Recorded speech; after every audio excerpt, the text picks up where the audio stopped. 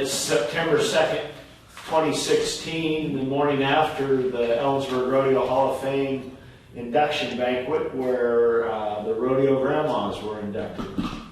We're joined by Chloe Weidenbach and Janis, two of the Rodeo Grandmas, and they're going to tell us a little bit about their Ellensburg Rodeo experience and their background as Rodeo Grandmas. So with that, Chloe, would you state your full name, birth date if you're comfortable, and birthplace for us, please? My name is Chloe Louise Plass Weidenbach. Yeah. I was born in just out of the city limits of Denver, Colorado, in Adams County, in June 24th, 1935. And Janis? Janis Capizzoli Anderson. I was born in Susanville, California. And my birthday, 1936. And Western Horsemen started that same year. I learned later. Janis, let's stay with you. Tell us a little bit about your family's ancestry and maybe their connection with rodeo or the Western lifestyle. My grandparents came from Switzerland, and my grandfather came over and worked in the United States for a number of years, and then he went back to Switzerland and married my grandmother and brought her in 1900. Then they ranched near Susanville, California, down at Honey Lake, until he passed soon with heart difficulty. And she went on with the boys and girls and kept the ranch going, and then eventually took them to Reno to live near friends from Switzerland. And they stayed there for 5 years, and then they went back to the ranch, and then my dad was older then, and my uncle, and they continued ranching, and then tragedy struck again.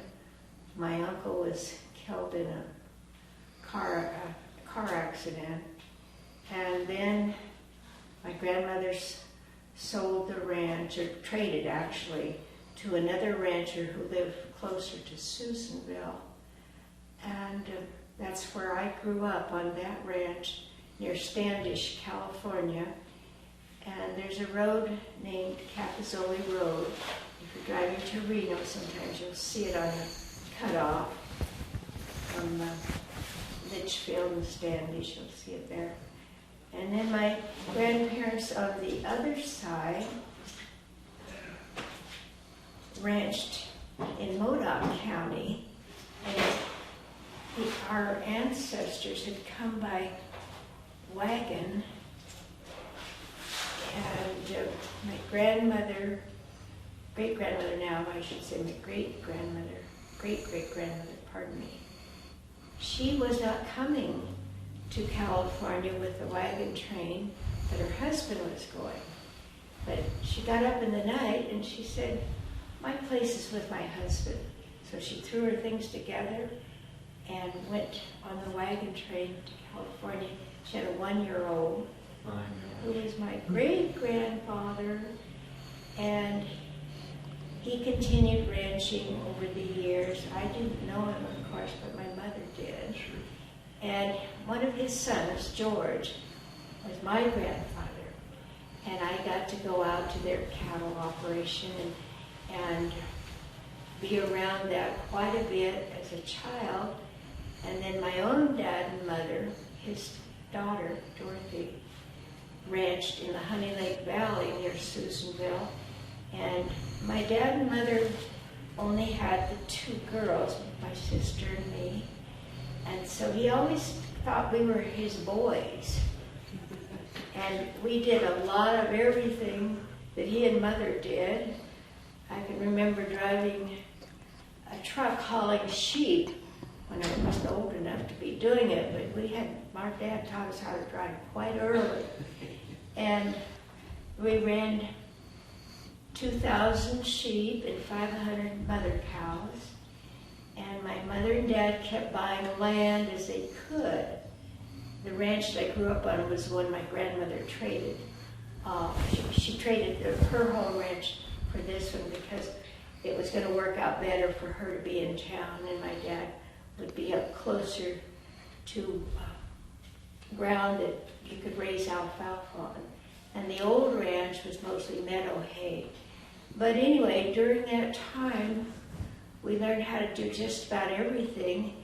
And you didn't see my dad without me, poor guy. And we hayed. Both of us, my sister and I, learned how to run all the equipment.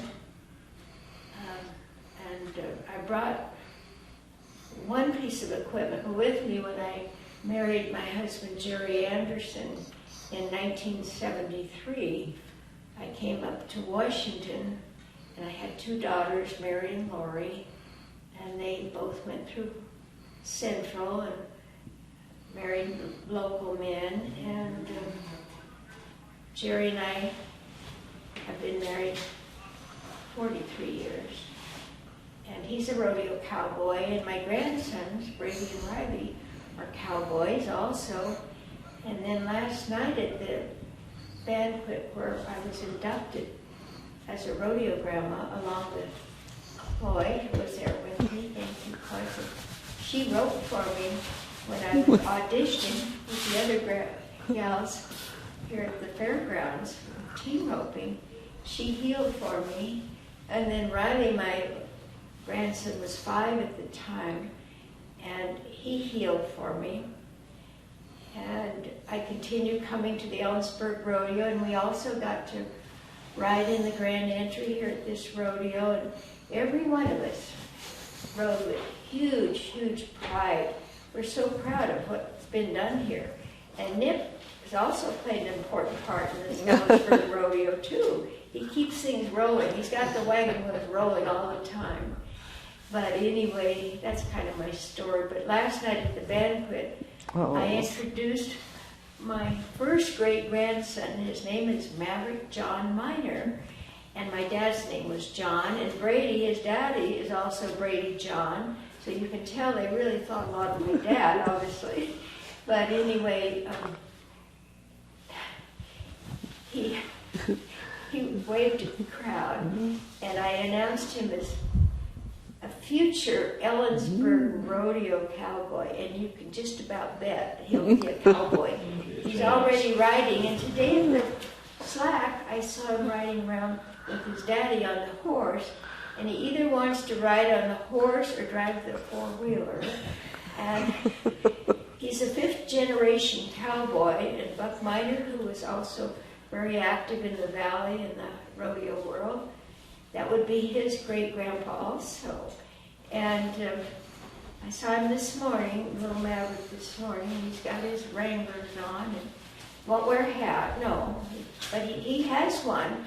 And actually his mama bought about 17 straw hats when one store here in town was going out of business. And just about every little one that comes along lately, the last 10 years, they all get a straw hat from that store. But she's Western also, the whole family Western. And going back to my great-grandfather on my mother's side, I've read stories about he and his brothers taking 100 head of mares from Chico, California up to Modoc County. And I know the route they went. I've been over that route. But anyway, when that group of pioneers came, they left from Independence, Missouri, which was the jump-off place for the wagons to begin their trip across the desert and whatever places they went. I know just about all of the areas they were in because one sister-in-law had kept a diary, and I have access to that. But anyway, it took them 5 months to come to California from Missouri, and the conditions were pretty rough for them. A lot of times they couldn't find water. But they left Missouri very well stocked. I talked to family that knew more about it, and they came with good stock and good equipment. I do know that. But my great-grandmother had a year-old child on that wagon trip, and they left in 1950. He was born a year before, so they called him the 49er baby. And then she was expecting another child. How that woman ever did it. The pioneer people were unbelievably strong, unbelievably. And I saw it in my mother, and I saw it in her first cousin. Huge energy. Nothing bothered them. Nothing. You do what you have to do, and you do it well. And they left a lot of wonderful history for me to keep receiving from various people in those valleys. And Thanks for doing that, by the way. You're good at keeping track of these kind of stories. well, thank you. Kindred spirit as historians. It's appreciated that. Well, thank you, dear. People need Do you want me to more stop about it. now? Maybe is that enough? I don't want you to stop. We're going to keep rolling. I want to hear about Chloe's family and background, Yes. and then we'll move forward. Chloe, tell us about your folks and ancestors. My mother and her family, she has a sister and a brother, and the family moved to Colorado from Nebraska when she was 9, and they took over the homestead. And mother was up there. She rode a donkey to school. They had to go 5 miles to school. And she took an extra large lunch because she had to coax her donkey across the bridge. And my father and his dad worked at the Denver stockyards. And my dad, when the rodeo started there, it was more of a play day, and they had events, and my dad rode. Well, at that time, mother spent winters with her mother in Denver so she could go to school. Well, she was supposed to go to high school. Well, she went in one door, nobody said anything to her, so she went out the other door and went and got a job at Woolworths. Now, let me interrupt just a second, Chloe. The person we're talking about is one of the original grandmothers, Lorraine Wallace, is with us in spirit, and the statue there. But yeah, this is the story about. My dad was in the rodeo, or what play day, or whatever you want to call it then, and mother was watching, and so she went. Dad was exercising his horse. She went out into the arena and she stopped him and she says, "Can I ride your horse?" So he got off and put her on. Of course, my dad's 6'3", and mom. The horse or the man? I think the horse. The horse started it. Dad's 6'3" and mom's 5'2". So it was a Mutt and Jeff type thing. This was in 28. They met in 28. Well, they corresponded back and forth, and Dad would get off of work on Friday night, get on his horse, and ride 38 miles to spend up to the mountains, up to the homestead, to spend the weekend with Mother.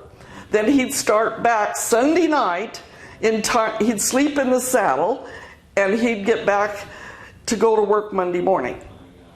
38 miles horseback in that country. How long around? Yeah, it's just, I mean, the canyon, it's Coal Creek Canyon, and it's along the creek, and there is a cutoff. Now, when I was growing up, we spent summers up at the homestead, my sister and I.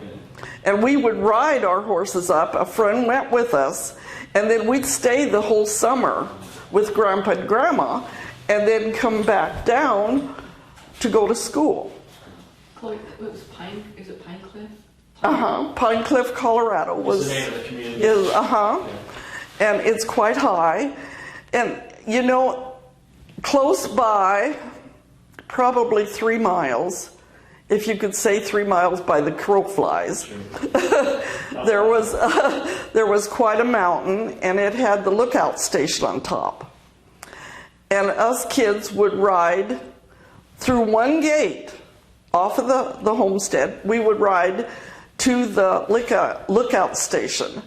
We'd take our lunch, and they would let us look at all the machines, look through the binoculars and all that kind of thing. And then we would sit on the steps and have our lunch, then get on the horses and ride back home, back to the ranch. My grandpa was quite a fisherman, and he would take us down to the creek to fish. Well, I had a line with, it was just a stick with a line on the end, and my hook was a pin. And I just thought I was doing the best. I never caught anything, but I thought I was really great. There's a lake up on top of the hill from the ranch, and it's still there. It's fed through the springs, and my grandpa would fish down in the creek. He would take a bucket with him, put water in it, and then he'd catch the little fish and put in the bucket, and then he'd take them up to the lake and dump them out so us kids could fish. He even built a boat so that we could fish off of the boat. So your grandpa would catch a fish out of the creek, stock the lake, built a boat for you kids to go out fishing. Yes. And we didn't swim much in the lake. It wasn't really that. It was cold, yes. Well, he had built a square frame, almost like a fence in the middle, and that's where he would chop the ice for the ice box. Okay, yeah. And they never had electricity at the ranch till after I got married. Speaking of that, Janis shared a little bit about marrying Jerry and coming to the Northwest. You and Eldon were married in Colorado. In Colorado. And what brought you to the Northwest? I came out with him. I had come out with my grandmother to visit a friend that we called Aunt on Whidbey Island. Well, her daughter, her first marriage was to my great uncle, but her daughter by the second marriage is married to Eldon's brother. And my grandmother and I came out, and Howard took me out to the ranch, and I went riding on the beach with the boys. Well, coming back, I was riding next to Howard, and Ray and Eldon were behind me. And Ray said to Eldon, well, if you don't take her out, I will. And so Eldon asked me out. I had, in the 3 years from the time I met Eldon till I married him, I had four dates with him. We corresponded. Sure. And then his brother and sister-in-law came back to visit my grandma and my folks. They knew my folks. And they asked me to come back out. Well, I decided I would. And then they told Eldon, and Eldon wrote to me and asked if he could pick me up at the airport. The plane was late, but he picked me up and This is in Seattle? In Seattle, and took me up to Whidbey Island, and going from, well, it was before, when you're on Fidelgo, before you go to Whidbey Island, why, he pulled off of the road. And he says, well, aren't you going to kiss me? Boy, did I.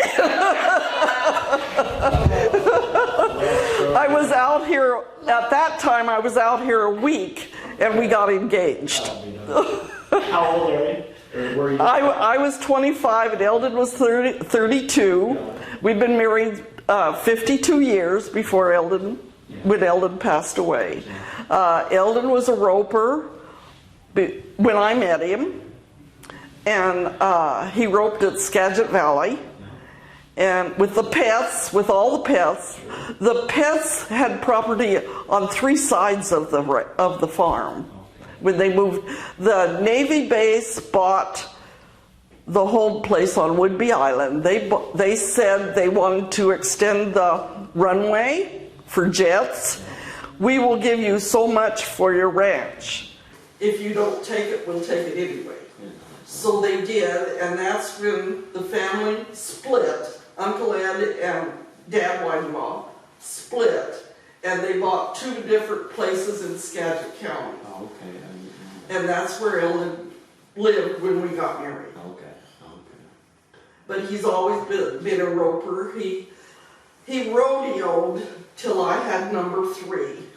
And when I had number 3, I couldn't go with him, so he quit. Sure. He still roped locally. Yeah. When we moved to Darrington, he still was roping in the Darrington Rodeo, and there was a rodeo at Oak Harbor then, and Enumclaw, and Skagit Valley, Okay. and Bellingham even had a rodeo at that time. I timed it, that one. Okay. It's just, rodeo was in my blood. Oh, both of yours. During the National Western in Denver, Yeah. I didn't go to school the whole 10 days. Mother worked she was a clerk for the sales down in the yard, and of course Dad was there. Well, Mother went to work at 8 o'clock in the morning, so I went in with Mother. My dad worked from 4 to midnight. So after the rodeo, I came home with Dad. That's a full day. Kid's dream. And they had, Eldon and I went back in 62. And Eldon and I To the stock show. Eldon and I spent the whole time at the rodeo. Oh, good. They had eliminations for all the different events. Oh, okay. And in Denver, they have horse shows with the rodeo. They have a stock event Show. and then a horse show. Okay. And the jumping and all that, the cow cutting. Yeah. Oh, we just, What a treat. Yeah. because up at our place, we had the indoor and the outdoor arena here. And we had cow cutting once a week, and we had roping twice a week. At first, And we had treats or beyond treats. Something Oh, we had yeah. to eat every night. I think someone has for the treats too. Yeah. At the beginning, we only had outside roping once. The other night was family roping. Oh, okay. So all the kids roped, all 4 kids roped. And then when they started getting married and leaving, Life gets in the way of some things, that's right. and the people liked coming. I fixed, I would say, up calories for the cow cutters, because they would do their cow cutting, then tie up their horses and come into the tack room for a visit and for goodies, where the ropers would line up on both sides of the arena. They'd leave their horses in line, and they'd run into the tack room and grab something that they could eat with their hands. So you have a different menu for cow cutters and cow Oh, ropers. yes. I have no idea. What? And then they'd run out and get back on their horses when their time came up to rope. Just another example of And I was- willingness to please right there. We had to do I was stuff. We had to thinking- sit down doing Yeah. stuff. When Lynette and her family's trick roping, Yeah. or trick riding, Yeah. well, Lynette is Johnny Sloan's sister, isn't she? Yeah. Well, she used to come up when she was going to college. She'd come up and well, one night I had lemon squares, and she loved the lemon squares. She ate too many. She was sick on the way home. Any number of fun stories at the Standing W. Some of my favorite ones are getting up the hill in the winter. Yeah. You have Oh, two yes. options. You could either stop at the bottom of the hill at Lorraine's and ride Uh-huh. the horse, Leave or you could leave the trucks at Mom's. Yeah, you could Yeah. give it a whirl and hope you made the first corner, and if you didn't, Eldon would come down off the hill in the tractor and he'd hook up to you and pull you up. And, Which one of Jed? No. Jared. I think Jared slid off Tony the Hassler road. drove off the road one night. I Yeah, remember that. and they had to come with 2 tractors Yeah. to hold the truck from going roll over. I love across this And place. he had bales of hay behind his horses. They had to take the bales out before they could get the horses out. And you know, that really surprised me, because after he got through roping, the horses got back in the trailer. No problem. Pistol. I mean, just one of those things. Oh, we had some wonderful times. And this valley is full of the most wonderful people in the world. Oh my gosh, two of them When sitting our right in house front of you, burned, you know, like, I mean, we lost everything. Eldon was in the pavilion roping with Chris, and I was in Spokane with Rodeo Grandmas. And I mean, we lost everything. All we had, I had Western clothes because I was in Spokane. Well, all Eldon and Chris had was their dirty clothes that they had on while they were roping. But you know, it's wonderful to have good neighbors, and the county, I mean, even if they don't know you, they come to your rescue. that's part of what Washington Mutual I was think- after. I think so. You know, was that I think so. connection to the community and that. Because at the time, like Mother said on the film, she had her green jacket on and she was just leaning up against the side of the barn watching us, and they talked to her, and at first they chose Clem to be the fourth grandma. Well, then they got to looking at the film, I guess, and then at the first tryouts, Janis let Mother ride her horse. And then at the second tryout, we brought Mom's horse. And so she rode her own horse then. Tell us a little bit about that auditioning process, or how did that? They interviewed everybody, Okay. and then they barrel raised, pole bend, roped, Judy was cutting cattle. cutting cattle. There were And how many ladies auditioned? Was it just? there was 20, there was over 20 each time. Oh, okay. Each time. Now, Peggy wasn't there the first time, and neither was Judy. No, Judy was there the first time. Oh, was she there Yeah. the first time? Well, I know that Peggy wasn't. Yeah. But Peggy came in and did her rope tricks.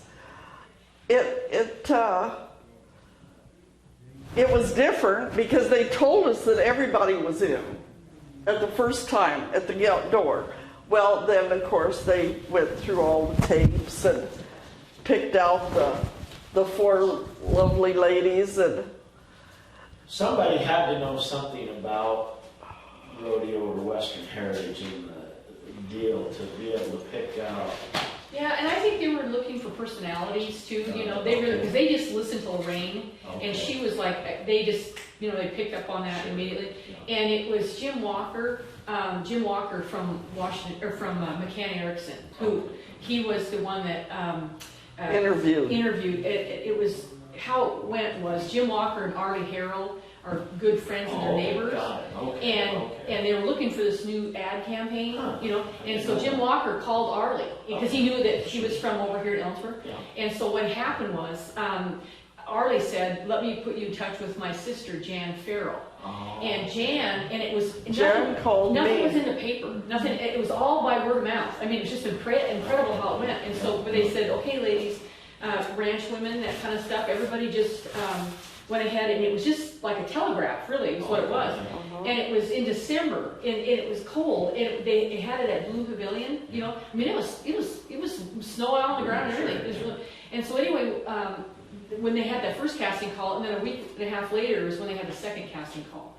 And so I think at first they kind of knew they wanted to do something, but at first it probably hadn't gelled exactly what they were going to do. But as they got to know the ladies, and originally they wanted him to ride Buckenstock, you know, that was the original thing. That would be different. Yeah, and finally they said, okay, if you don't ride Buckenstock, what can you do? And so then it was, what can you do? Mother broke horses all the time I was growing up. Yeah, and they just said, what Yeah. can you do? And so the ladies just showed their forte, is what happened, see? Yeah. And with Judy, you know, we kept saying to Judy, ride to the camera, Judy, ride to the camera, right? Run to the camera. Yeah, Judy. and they actually did that in the commercial too. They used that, you know. Yeah, that the whole last thing. time Yeah, it was great. Judy decided she was going, they had a tent over the camera because it was raining. And she kept going to the camera, going to the camera. So the last time she went right at that camera, and the camera and the guy went over backwards. It was, of course, hilarious to us. It was hilarious to us. The city guy, he got. Yeah, and if you see in the commercial where Peggy was up on that platform, Yeah. way up high, Eldon was on one side, I was on the other side, and we had her ropes under our coats because it was raining. Trying to keep them dry. In the morning, they filmed in the barn. In the afternoon, they filmed outside in the rain. They actually had a steer that got loose too, because it was actually in a riding arena. It was Gold Creek Stables, and so they only had just that barricade, that orange barricade around there, and the steer got out. So Judy and Jerry took off and, Yeah. and actually roped it, you know. Okay. But the film that it was being filmed by Como and Cairo and that kind of thing. They were covering the whole thing. And that was what really, that night in the news feed, was, hey, they were filming this commercial, Washington Mutual was, and a steer got loose. And they actually had that footage. So they were walking the walk. Oh man. Yeah, the steer went Right down the uptown neighborhood, right down the neighborhood, yeah. through all those houses, and then it decided, well, I can't go there, so it turned around and was coming And back. Jerry and Judy were the ones that went and got Put the rope on. It was so funny. How did the Ellensburg Rodeo fit into the Rodeo Grandma's career? You know, I don't know how it really did, because we said Rodeo Grandmas of Ellensburg, Washington, and then one thing led to another, and we were in the parades, and we were in the grand entry, and It was just a natural pairing. It seems was. like It I guess was. It Washington just- Mutual's it just wasn't the clicked. Ellensburg Rodeo, It vice clicked. versa. But it just. But they were very careful when they came up with the name, that they didn't want to trample on anything. You know, that was a really, a very much a thought consideration kind of thing. And so that's how they came up with Rodeo Grandmas of Ellensburg. Originally, they talked about Ellensburg Rodeo Grandmas and stuff, but the thing is that was, it was an infringement kind of thing. Exactly. Yeah, and so they were trying not to do that, and so they did come up with the other way. And then after the commercial and stuff, that 94 was the huge, because the commercial came out in January. So they had that whole year to expand, and of course by then the Grandmas were a hit on the west side, and they were featured on buses. I mean, you go downtown and see a bus go by and here's all four ladies, come up. and then as well as billboards, huge billboards, they were featured everywhere, Sounds like Washington Mutual or Ellensburg Rodeo. Well, benefited from that. After the first exposure. commercial, we got calls to do everything, but nobody had any money to pay us. And so then that's when we come up with the shirts and the hats and everything, so that we could fund. We had to get an insurance. Sure. And in the insurance, we weren't supposed to touch the kids or talk to them without their parents. And we couldn't let them touch the horses. Well, every kid wanted to hug Mother. Of course it. And she was going to hug them all, whether they liked it or not. When we went to the Husky football game, that helmet, the cart helmet that goes around the track after a touchdown. Yeah. Well, there was no way that helmet was going around the track without my mother. She ran out there, she stopped it and got on and went around. And then they got the rest of them to go with her. I mean, Mother had this personality Yes, she did. that just blossomed. Drawing card. And you couldn't, there was nobody that she didn't know. She didn't learn that from a TV coach. That was her. It was just Mom. She was She loved people. Natural. She loved people. Well, she did early, when she was early, like when you guys used to have your pageants and 4-H and that kind of stuff. Oh, they would yeah. put on plays. And I think Lorraine, she was just a natural for that, and she could take a situation and just make it funny. I mean, she's just naturally funny, and she just, she was just natural. We had the Adams County Fair and rodeo, and the fair didn't have a rodeo till 1950. I was the first rodeo queen. And so when they had the fair had their 100th year, they invited every rodeo queen that had ever been. And so I went back. At the time I had lost a cousin, so I was going back for a funeral. And after the funeral, the family got together and they asked if I was going to stay for the fair thing. And I said, well, no, I'm not. My airplane ticket isn't for that long. And the family decided I should stay. So then I called Chris to see if it was okay. And with my sister's help, because she lives in Torrington, Wyoming, we got my ticket changed without a penalty. That doesn't very often happen. Right, but the agency there at Torrington he knows everybody. The town's about this big. We know something about that around here. And it just, so I stayed, and the lifetime friend is the same age as my sis, went to school with my sis. Well, her dad and my dad worked on a ranch in Wyoming together before my folks were married. Well, the families just got together, and of course both parents are gone now on both sides. But Betty Jean was the queen the next year after I was. And then I think 3 years later, one of my school buddies that we rode together, Little Westminster, the rodeo club got together and built an arena. And there was a boy that lived further away from the arena than I did. Well, Dickie Dean Urban, he would start, he'd come by and get my sis and me, we'd go up and get my girlfriend and then her next door. And by the time we got up to the rodeo grounds, there was probably about 20 of us kids, all on horses. I spent all the time on horses. I'd get out of school, run home, get my horse, go up, get my girlfriend.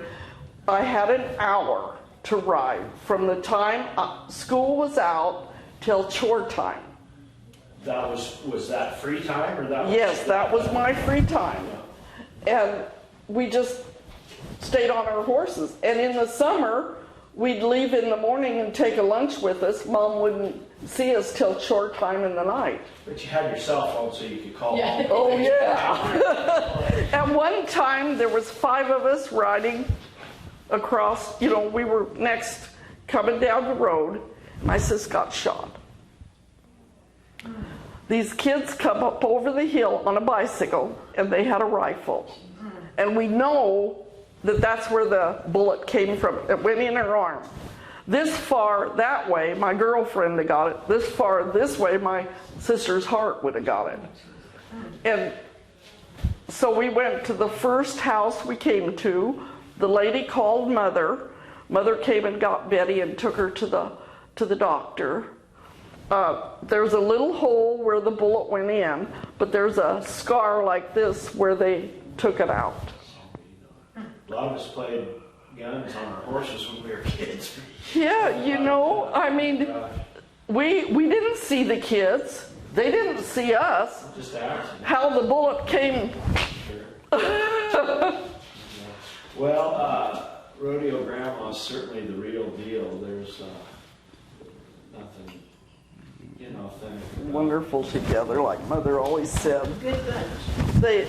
they Janis, couldn't you have, have some words that, I'd like to read this. that were shared with you, yeah. That is very special to have. And Coy also got the same letter from a local ranch lady here in the valley. And it starts off, I am grateful for the inspiration you bring to my life. And then she goes on to say, congratulations on your entry into the Ellensburg Rodeo Hall of Fame. The grandmas were an important part of Ellensburg, and we all loved you. Mert and Phyllis Stampley. And I thought that was so nice that we were recognized. It was such a lovely card. And the card even has spurs on, and usually we have our spurs on. And I remember there's one picture in the cookbook shows me with my spurs on. I remember we were going to town. Mother was going in to buy supplies. And I had on a long coat and my boots and my spurs.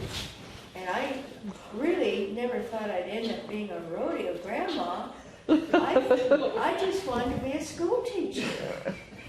And I built a school right in the sheep shed. And little boxes for my desk. And I teach school.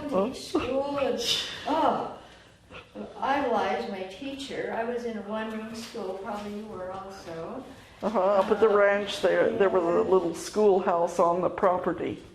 Right on your property. This was 2 miles. And in those days, we could ride our horses to school. We had a little barn, and that was just great, great fun.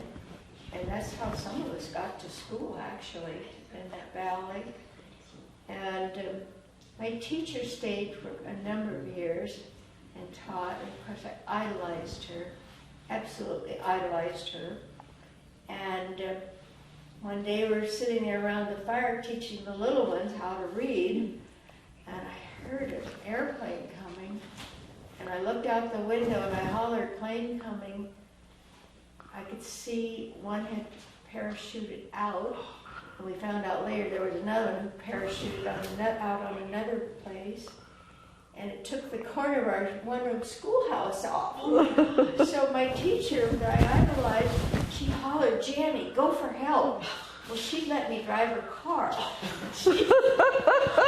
in those days. And I'd ride my little doodle bug to school sometimes when she was going to have her car worked on over at Litchfield. And then I'd shuttle her car back with my doodle bug deal. And then she'd take me back to get my doodle bug. And then she was teaching Italian soldiers how to speak English at a town about 40 miles from there, and fell in love with Enzo. They married and moved down near Modesto, and of course my heart was broken. Well, many years later, after I had married, there was a knock on my door with another ranch lady, had this lady with her, and I thought, well, that other lady's from the Fish and Game Ranch.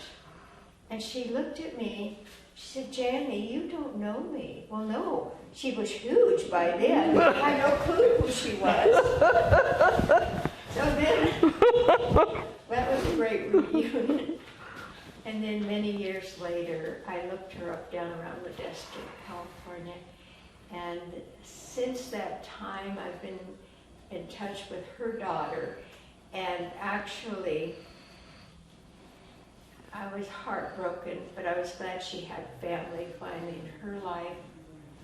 And when I think about this card in relationship to my school days, I think how she inspired me, and now to think we're inspiring other people. Mm-hmm. And I think the love that we've shared in education in certain departments has come back in such a big way because we love the people as well as they loved us when we were on all those trips.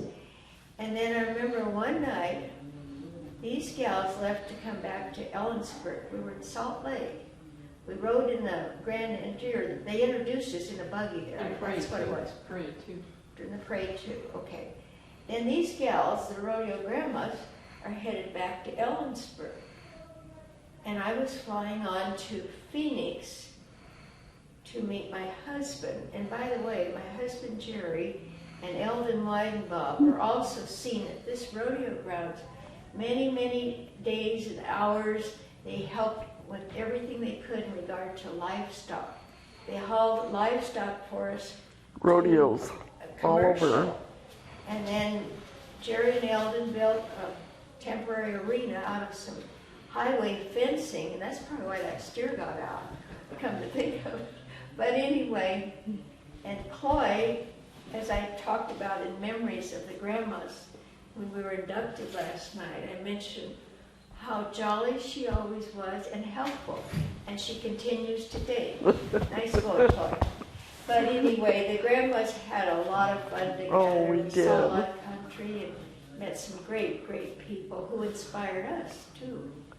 One time we were flying somewhere, or we'd come back. We were in that glass elevator at the airport, and we were going up to the next floor, and it got stuck. And the people were just laughing and waving at the Rodeo Grandmas stuck in the elevator. But anyway, after these gals had come back to Ellensburg, they all had ranching duties and so forth, and Molly had her business. I'm at the airport, and I'm thinking the plane's going to go. We're headed back to Ellensburg, and no, the plane could not go. We were fogged in. And so some of the people opted to go find motels, but I was not about to go find a motel by myself, and my cell phone wouldn't work. So I hung out with a bunch of college kids, and I spent the whole night right there in that airport with those kids. Thank God for those kids. They were more fun. We giggled, we laughed, and one boy let me use his cell phone to call Jerry down in Arizona to tell him what had happened. He got out the next morning, fortunately. But we've had some unusual experiences too on the whole. Some of the trips we took were really interesting and fun. Yeah. Well, you know, if I can say two of them, because we didn't have enough time last night to talk about this, you know, because there's just a ton of stories. I mean, we could go 3 days and tell stories. But two of them were, one was really incredible, but they were over in Seattle and they were going to do a photo shoot. And it was going to be out kind of by Carnation, sort of out there. And that's when this was done, this one right here. But it was cold. It was early morning shoot, and so we went to REI to get silk underwear for the ladies, you know, so because we knew they'd be in costume, but we didn't want them to be freezing, you know. So and we were staying right downtown, right near Fifth Avenue. They always put us up in really nice hotels. It was gorgeous. Anyway, it was right by the Fifth Avenue Theater. And there happened to be a musician strike going on. And so people were demonstrating outside the Fifth Avenue Theater. And well, we didn't know about all that stuff, but anyway, we went to REI, got all the underwear and everything. We were coming back from our hotel, and we went down to the parking garage and then came up on top, and we're just going around to the inside the hotel. And all of a sudden, all the demonstrators recognized the Rodeo Grandmas, you know, and they go, "Hey, it's the Rodeo Grandmas." Of course, we had a press down there and everything, you know? And I can hear Janis to this day, "Girls, take your hats off." Running as hard as I could. And we were just trying to get Know back. whether you're a friend or foe. Yeah, it was just one of those kind of things that we're just trying to get away, you know, just like, "Girls, take your hats off." So, I can still remember sitting you that remember long. that? Yes, I thought, well, they'll recognize us. And there was just they had shut down the whole street. I mean, you couldn't even, only walk, I mean, you could only just get, I mean, it was police out there, you know, and they were like, "Oh my gosh, it was a demonstration, huge." And then one night, Peggy and I were taking the elevator back to our room, and we were waiting for it to come down, or up, whatever, and this older couple was standing there. And turned out he was a movie producer from Hollywood. And he had Peggy and I convinced that he was going to be calling us. And I think he eventually called you, didn't he? He did call, yeah. But he didn't have, what was it? He didn't have the right subject for it. Yeah, it wasn't the right script for you Right guys. script Yeah, at the yeah. time. But they just, you know. But anyway, Peggy and I always thought maybe Hollywood. Movies. But anyway, we did get to go to Hollywood And the Rosie for a Rosie. program, Oh, great. Rosie Yeah, Rosie. Rosie. And I'll never forget, I got to ride in a long black limousine. And when we got over to where we were performing, I got to walk on a red carpet. Well, that was all huge to me. Now, I'm a little old girl from Standish, California, who thought, Rode a horse in one room schoolhouse. Mark Now rode she's the horse to school. got the limo on the red carpet. And then- What a tale. When we were in 4-H, a little bit older then, we rode quite some distance to Eagle Lake. That's where we camped. And one time we were riding, the whole bunch of us, and we just got into the worst rain. It was awful. So we spent the night at a ranch house, all of us. I don't remember how many we were. But anyway, that was unexpected. We hoped to be at Eagle Lake that time. And then after we finally arrived at Eagle Lake, I still can't believe this, our leader, a very fine man, high integrity, knew everything that we should know about 4-H. He let us all take our horses bareback and go swimming into Eagle Lake, of all things. And we did have fun doing that. And then we'd slide off the back and then swim over and get our horses. And by the way, you never want to go in water with a horse if you have a tie down on, because it could really pull your horse down and he could drown. And instead of floundering, you know, they swim quite well actually, because they took good care of all of us. But anyway, we had a lot of Western things going on in our valley. Had a good rodeo.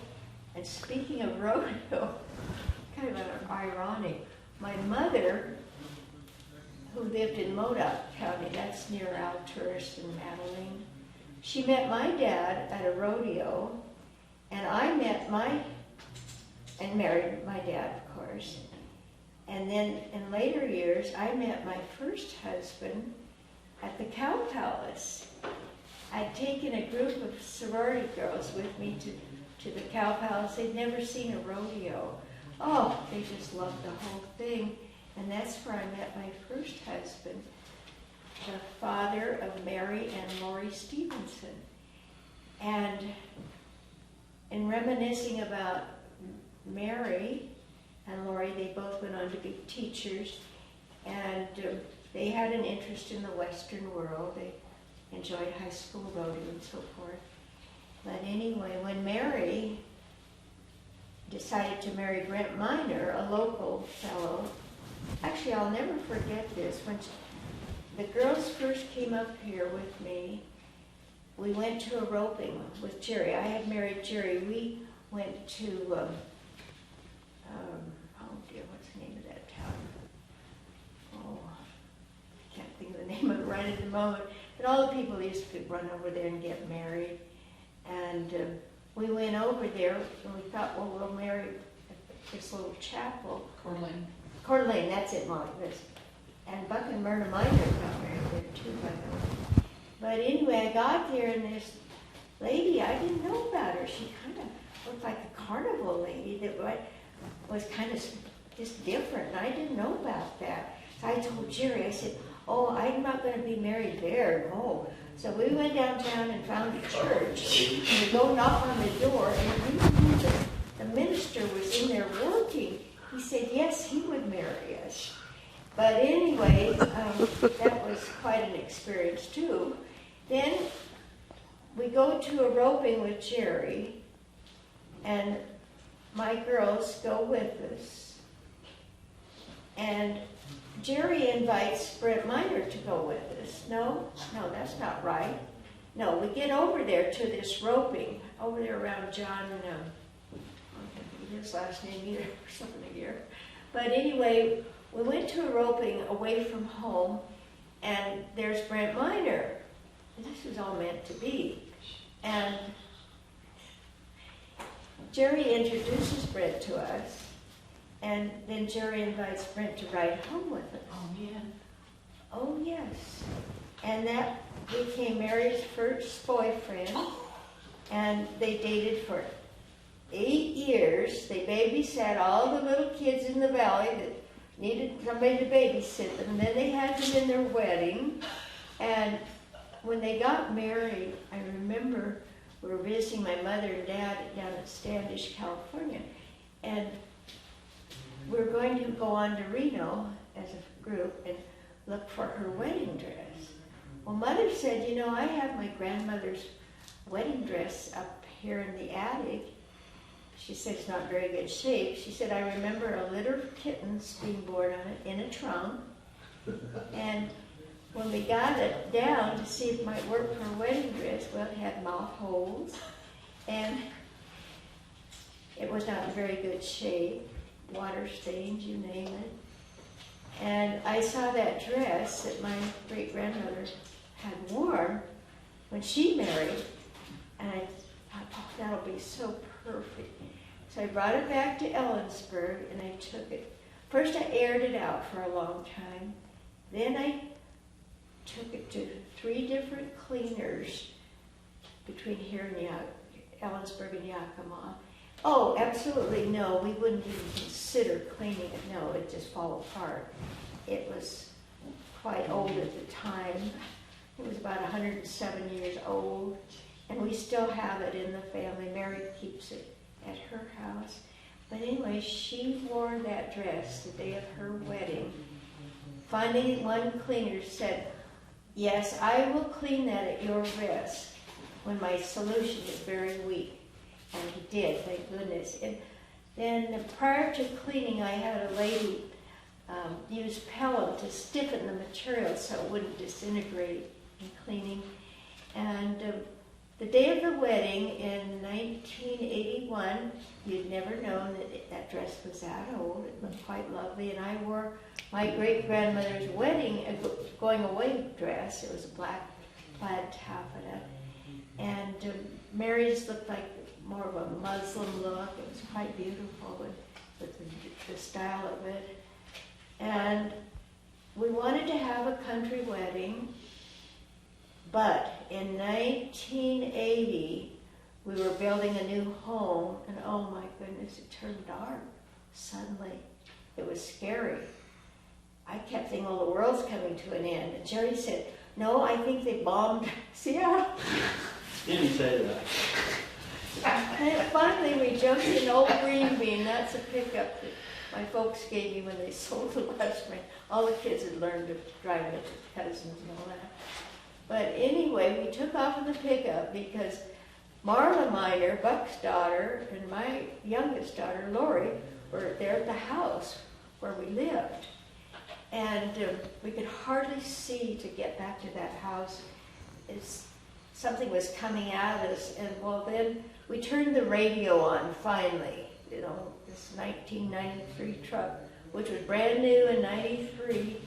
My mother's, let's see, she and Dad used it for a wood truck in later years. They'd go cut their own wood and go fishing. But anyway, my sister drove that truck to, let me think where it was. Anyway, it was a high school rodeo finals, and her boy, Bobby McClellan, and Walt Woodard roped together in those days. Okay, last year, Walt Woodard was up here and rodeoing, and I took he and his wife up to our place, which I kind of called my little ranchette. I tried to bring a lot of things from home and work them in, like Jerry had to haul the windmill up here, the old family windmill for me, and he brought everything I wanted, wagons and so forth, but he wouldn't bring my chickens. No, so that might not work because the driver from here was hauling, and so I had to leave my chickens. But anyway, I remember the day of the wedding, we finally had our house built, and we had all that ash cleaned up because Mount St. Helens had blown, and as the crow flies, that ash came over to Ellensburg. It says the crow flies probably 70 miles, and I remember when we'd go in the store, like for groceries, the ash was kind of thick on the floor. And we were a long time cleaning out our house that was being built because just the rafters were up, not the windows. The bathroom fixtures were in there. We got it all cleaned up for the wedding. I remember hauling it out in rope boxes.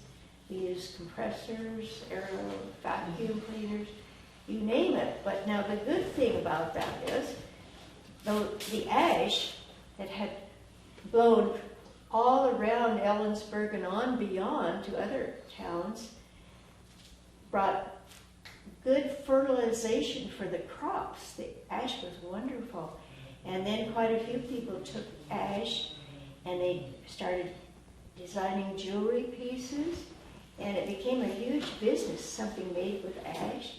I still have a little jar, I kept that. I never wanted to see it again though, after cleaning up that. Can you remember that, Nick? Do you remember it all? I was a junior in high school. Oh, you Yeah. were? When I enjoyed sharing it with my students, but we had the store, Yeah. Horseman Supply, and we lived west of the river. And my dad and I, same thing, come to town checking the horses. He looks over at me and he says, "Nip," he says, "I wonder if this is what it's like when the world comes to an end." It's about like we were running, we were running cattle over at George, Yeah, okay. and Tony Rosenberg Yeah. and his wife and our two boys and Eldon and I was in the crew cab. We had the two horses in the back, and we went over to get a bull, Oh, okay. and it came while we were in the field. Tony roped the bull on one side, Eldon got him on the other side. They had him between them, and they wanted me to back up the pickup, or back up the trailer. Well, I couldn't see anybody, so this guy was hollering this way, this guy was hollering this way, and we finally got it, and got one rope through the trailer, and the rider went over and got that rope. Then the other one got it in. Between them, they pulled the bull into the trailer. Well, we put him in the front and the horses in the back, and we started back. Well, you didn't know how to get out of the field, so we went till we came to a fence. And thank the Lord we followed the fence in the right direction to the gate. Yeah. And coming back, I had my hair in a scarf, and Eldon took the scarf and tied it over the breather of the pickup. And we started home. Well, it took us 2.5 hours to get from Vantage, when we finally got to Vantage, home. And Eldon decided, well, we're going to take the old Vantage highway. And it was a good thing because they cut off. They closed the freeway. They closed the freeway. There's no way Eldon would stop with a bull and 2 horses in the trailer. And Barb and her friend was at the house. The boys were with us. Gwen was up in Canada with the choir. Oh, I forgot about that. And they kept the kids at one of the dorms at the college, and they had one line open. So each kid could call home and see how the families were. And, you know, those things just, because coming home, the white line was down there, but you couldn't see it. You couldn't see anything. You just prayed the Lord that you could stay on the road. Exactly. A couple from Yakima had been over in Spokane, and they knew Jerry through some work he was doing with them, farm home type deal, and they pulled in at our place out on the Vantage Highway and stayed all night with us. And I had a lot of food stocked up, fortunately. I heard some noise out in the dining room in the night. It's some Well, we had strange noise in it. a cabin, and we had the bunkhouse, and some friends that Eldon knew that he roped with on the coast were coming from Wazoo, Okay. and they called to see if they could stay at our house. And then, yeah, I mean, you just take people in just the best you can. Well, that's the cowboy way. Yeah. Mom and Dad Weidenbach were at Moses Lake with the camper, with their motorhome. Dad shoveled the ash off of the top of the motorhome so they could come home. Wow. Well, speaking of coming home, this noise I heard out in the dining room, this lady that was staying all night there with her husband, she was crying. She was so heartbroken. And so I tried to console her, and comfort her. And she was crying because her cat was locked up in their apartment in Yakima. She'd left a lot of food. I kept telling her, your cat will be just fine. Had the box and everything. She was heartbroken. And then, speaking of helpfulness, we had a phone call from Arizona, a friend of Jerry's, that roped at the same time Jerry was calf roping. He wanted to know if we'd like to bring our horses to Arizona to get them away from the ash. Well, fortunately, when we got back to the house that day, we'd been cleaning up that one we were building, we got our horses and put them all in the barn. So they were in pretty good shape, and we had hay that was stacked that was okay to use. But it was amazing, all the helpfulness and the things that happened as a result of Mount St. Helens blowing in 1980.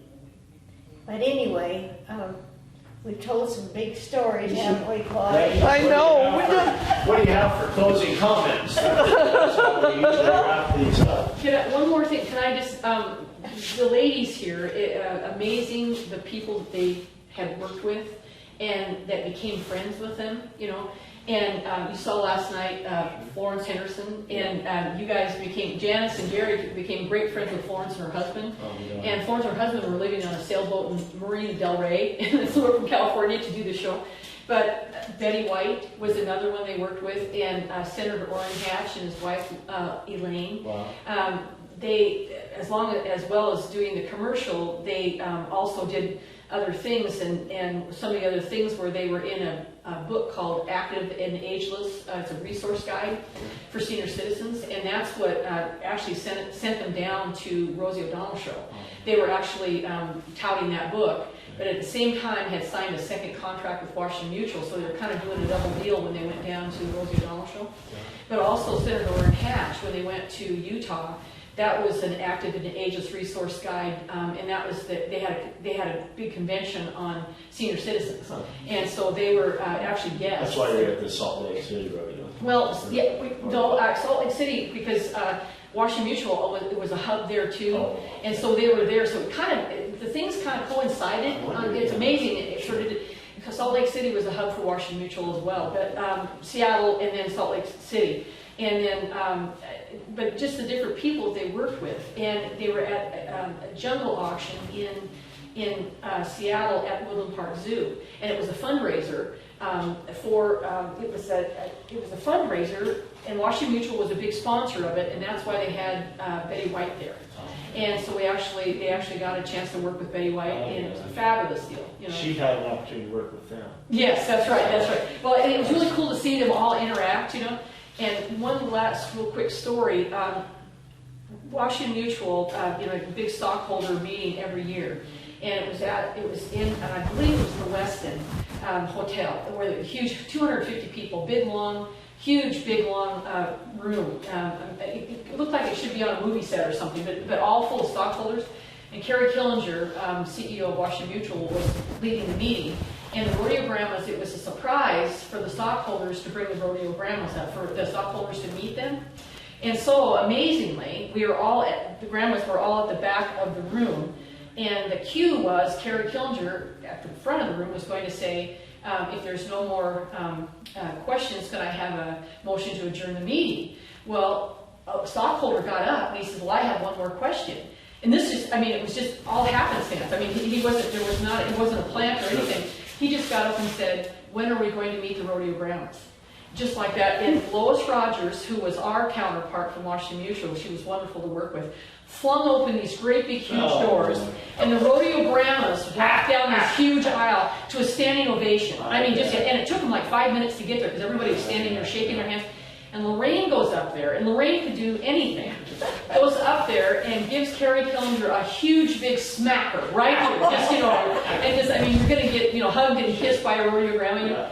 And he ended up saying, finally at the end, because the place just went bananas, you know.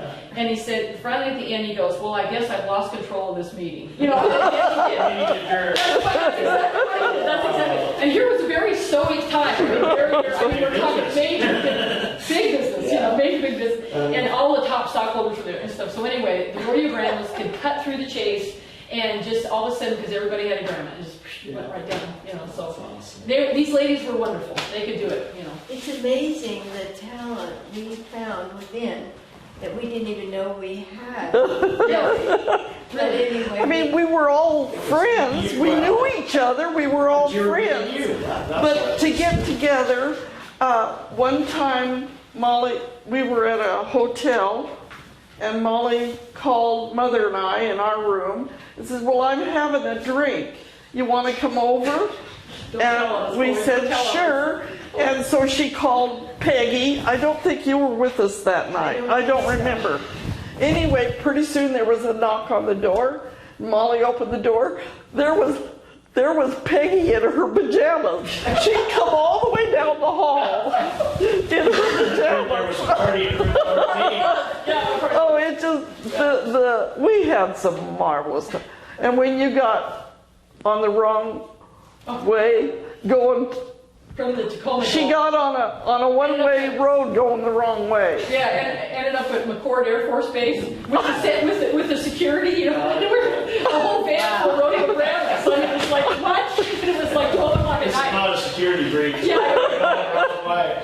And there is one last really quick story, but when they were on the Rosie O'Donnell show, they were on there to really promote the Active and Ageist Resource Guide, but also Washington Mutual at the same time. The ladies were up on stage, and they had not had a chance to rehearse with her. Rosie O'Donnell. They rehearsed with her producer, Judy Gold, earlier in the day, but when they saw Rosie O'Donnell on the stage, it was the first time they ever saw her. You know, and it was before a live studio audience, at least 350 people there, you know, and they were filming at the same time. Anyway, they get up there, and so the plan was to try to interject Washington Mutual if they could, kind of thing. Janis absolutely Came to our rescue. And Annie, Chloe, and I, and another representative from Washington Mutual were in the audience, and the rodeo grandmas were all mic'd, and so that sound was going straight through. But the audience was so noisy and so loud we couldn't hear this. But anyway, Janis gets ready to rope, and she goes to rope the dummy steer, and she goes, I'm going to rope me a banker from Washington Mutual. Just like, boom, just like that, and just, you know, and throws that puppy and nails it just like that. It was fabulous.